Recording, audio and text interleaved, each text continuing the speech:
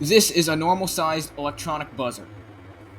And this is the huge 70mm buzzer that I made. This one is so big that the normal-sized buzzer can fit in the small hole in the top of it. This is how I built it. The buzzer is printed in 4 pieces. This part is for the magnet and the pins. This little piece is for the coil. I will need this part to hold the magnet in place.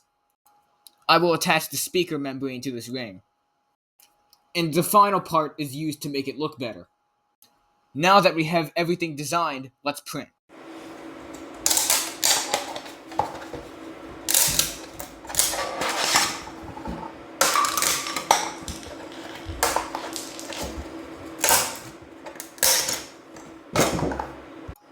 Now that we're done having fun, it's time to get to work.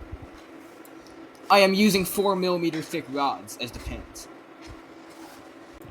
Now that I have the pins attached, I need to make the coil. I'm using copper wire from an old motor. The next step is to put the ends of the wire through the magnet holder part.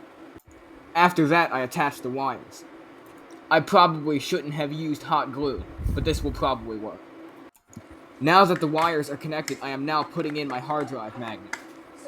After making sure the magnet is tight, I am gluing the ring to the speaker. After gluing the ring to the speaker, I glue the paper membrane to the coil. After that, I glue paper to the ring.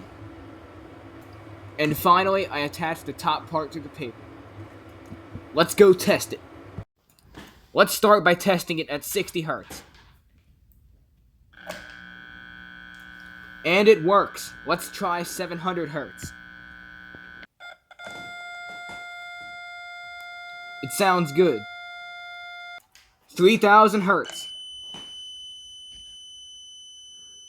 Now trying 10,000 Hz. Let me know in the comments if you can hear this one.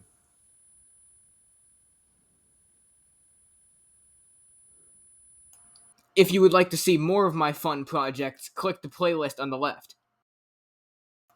Also, don't forget to hit the like button and subscribe to the channel so you won't miss any new uploads.